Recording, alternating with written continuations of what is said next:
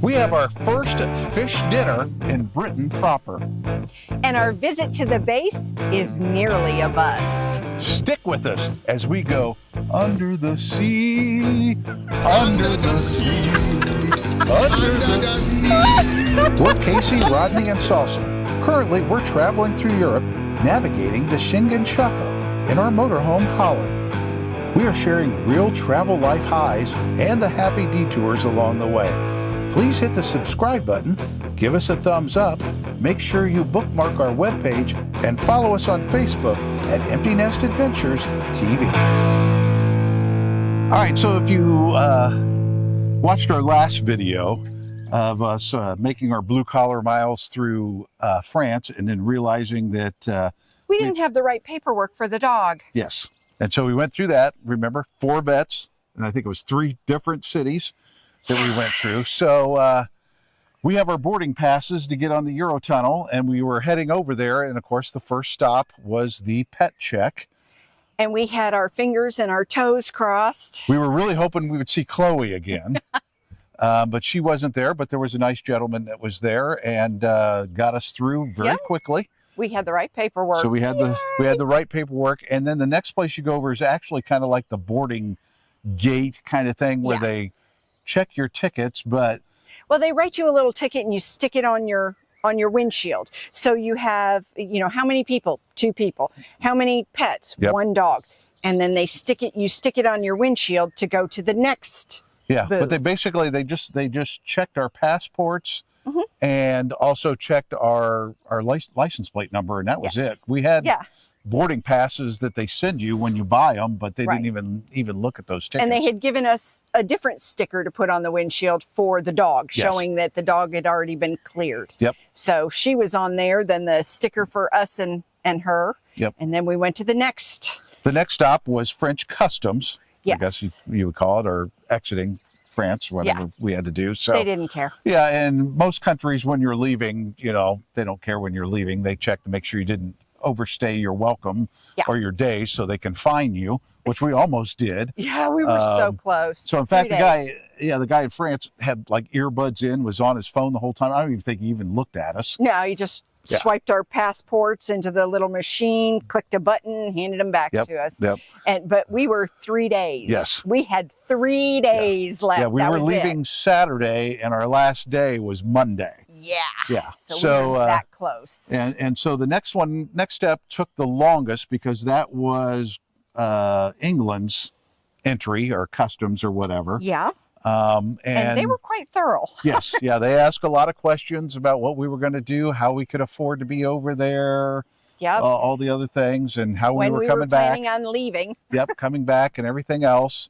There were a few questions that seemed kind of casual, like they were just kind of interested in something. Usually the dog. Do this? Yeah. What kind of dog is that? Yep.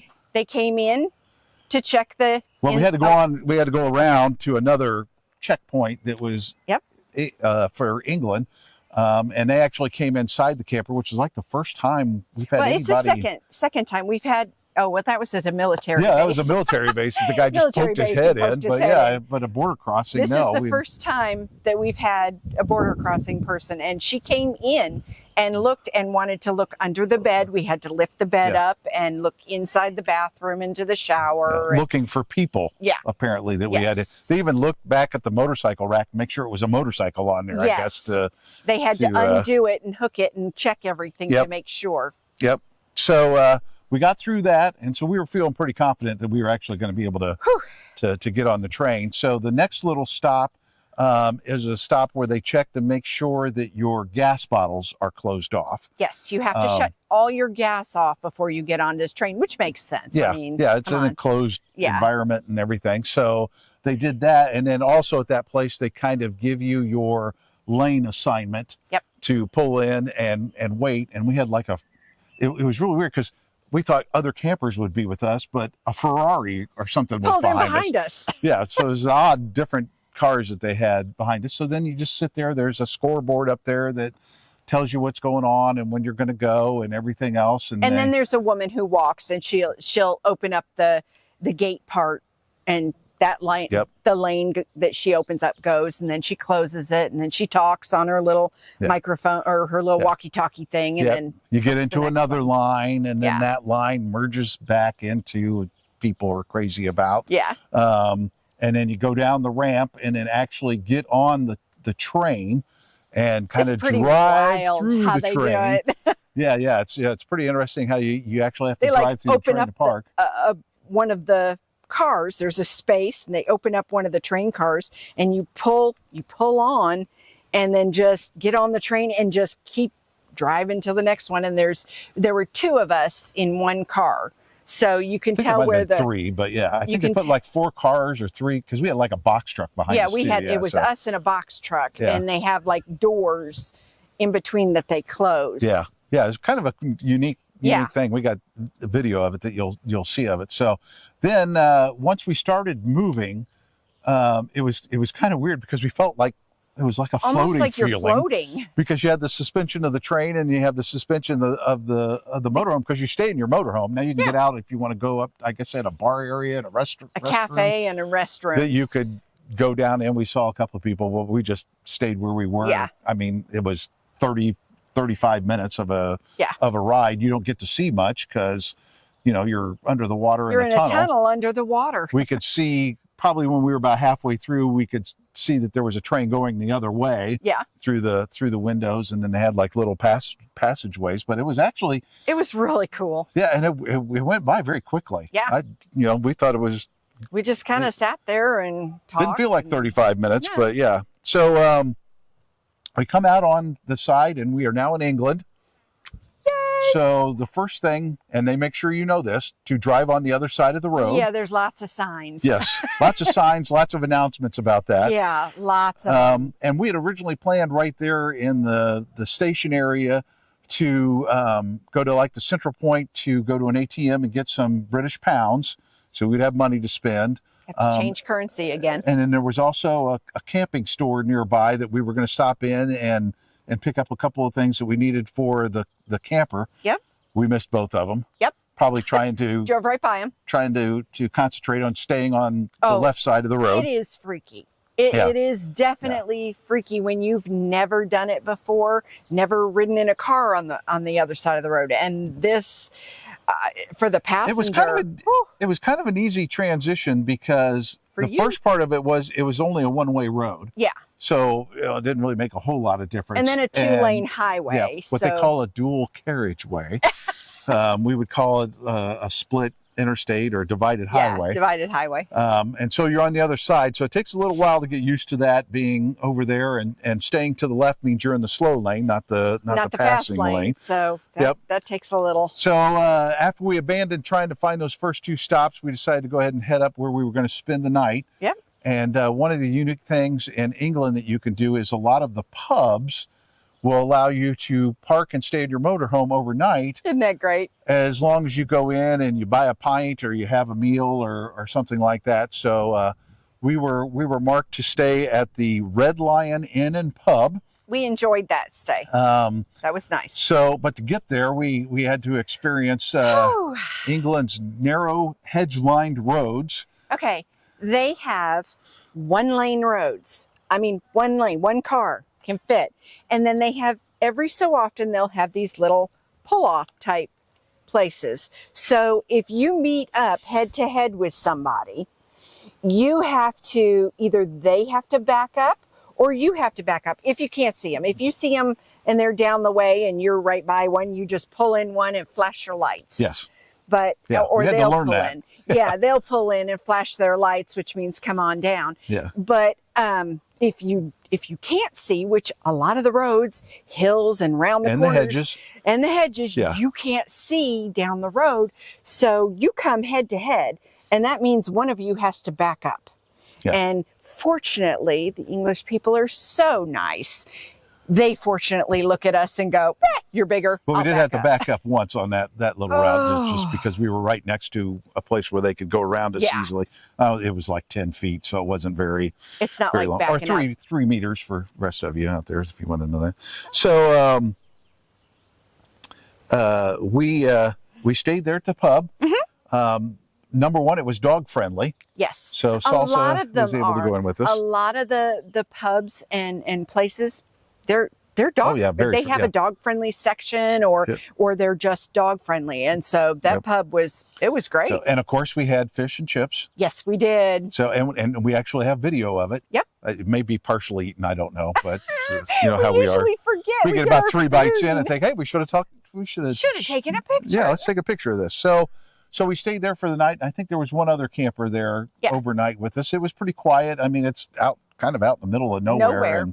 And it's kind of a thing for the pubs out there now, because it used to be the neighborhood place where everybody walked. Well, the neighborhoods have kind of gotten smaller because people have moved more to cities. And so, they're not as popular, not as many people there. At least that's what the pub owner. Yeah, they have their regulars. We had a good talk with the waitress and everything. Oh, and there was some history about the place there as well. The waitress there, she was wonderful. So we went further up north, did a little stint around London. Yep. We didn't go into London, and we don't really plan to, because it's very hard for a camper to begin with. So yes. And the reason that we were staying at this place, Park Bury St. Edmunds, first of all, we were going to stay at a Layby.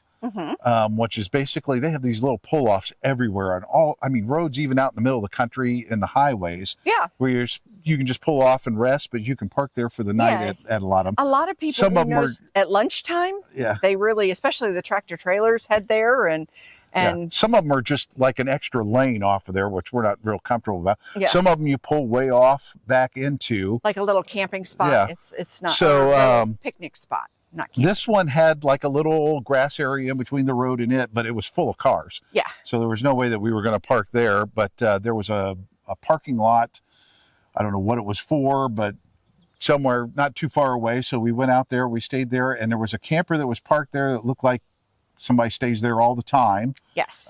He had visitors every day we were there. We stayed there for a couple of days. Yeah, people would drive in there and see him. We stayed there, and one of the reasons we wanted to stay there was it was close to a military base. Yes. That we wanted to go to because we thought we could get our supplies replenished and get some other things. So, Mildenhall Air Force Base. And we made it to the base. We got on the base. Yep. We made it to the commissary. Yep. And had we made it to the exchange. Had our cart kind of full of stuff. Well, we had just gotten things that we needed, like ibuprofen. Yeah. I take a lot of ibuprofen. Yep. So ibuprofen, melatonin. Yeah, a lot of the non-grocery stuff. Razors, body wash. Yep. Things, you got some socks. Yeah, stuff like that. Just a few things that were have-to-haves, life's essentials. Yep. And then we got up to check out. And lo and behold, you can't do that. Yeah. You have to be an English resident. Veterans can shop there. You just have to be an English resident or a UK resident. Yeah. A United Kingdom resident. They made an exception for us because we were buying necessities. Necessities, yes. So we were able to buy that, but we knew there was no reason to go to the commissary. Yeah. I mean, we did anyway to check, but they said the same thing. Yeah, they weren't going to let us grocery shop there. So kind of running to the base, that was kind of we got some fruit out of the run, but it was... Hey, we got to eat. I got a little Pizza Hut pizza, and you got a... you can eat food, and there was a little... stand we bought a souvenir out there. You don't have to. We collect the You don't have to worry about. So because we went to the base, we stayed at that little parking area for 2 nights, and there was like a little wooded area off of it that I wandered into with the dog, and back in there was something that looked like a memorial for Josh, may he rest in peace, whoever that was. So that was kind of a interesting thing that we saw along the way. So we left there, and we had been a couple of nights out, actually 3 nights out, I think. So it was time for Cousin Eddie to have a birthday. Yep. If you don't know what that is, that's our chemical toilet that we have to empty. So we went to a campsite, and it was called Camp Low House. And it wasn't a bad site. It's a work in progress, I think. Yes. The guy that he lives there and works on it was very friendly, very accommodating. Very accommodating. Got everything that we needed done, got us parked. They had laundry. Yep, they had So we could laundry, do and, laundry and nice showers. Nice showers. So we were able to get all that done. And then there was an English couple that parked next to us. Yep. That I talked to. They were there to see their grandkids. Yes. That were in the area. So we got to talk to them for a little bit. So from there, we went and to a parking place to park again in a town with a familiar name to you. So we just had to go through it. So because it's kind of, Norwich, England. My family, my father's family, is from upstate New York, Shenango County, the town of Norwich. Yep. So we lived there for a little while when I was a kid. If you know my history, we moved around a lot when I was younger, and when I was older, I did too. But so Norwich is kind of where I consider I'm from. That's where my grandmother lived. Up until a couple of years ago, she passed away about 4 years ago at 102. Yep. So yes, Norwich, New York. And this was another layby. Yes. But this was like a layby on steroids. Yeah. Because it was back off into the woods. It had like a playground and bathrooms and all kinds of stuff. Oh yeah. And I mean, we were so far off the road you couldn't even hear the road that was back in there. And we had to kind of move around a little bit because it was so wooded to get a clear shot for Starlink to work and everything. So we had a very nice, quiet night there. Yeah, very nice. It was a very quiet. nice. It was nice.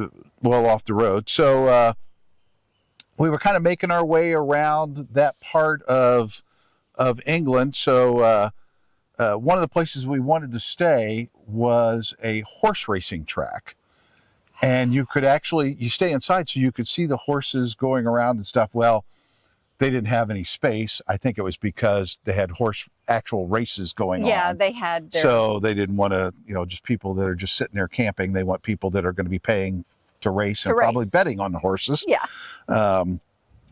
So we ended up instead staying at a train station parking lot, which, we've had issues with trains before. I remember back in Germany when we came up with the phrase non-urban aroma, the train speeding by all night that night and all the other noise that we had. But we really didn't have any problem there. There weren't very many trains at the night. train didn't wake him up. It wook me up. And they weren't very loud when they went by either. I mean, we were parked right next to the track. Yeah. So, and nobody bothered us there. So, wasn't a terrible, it was terrible just a place to stay. Yep.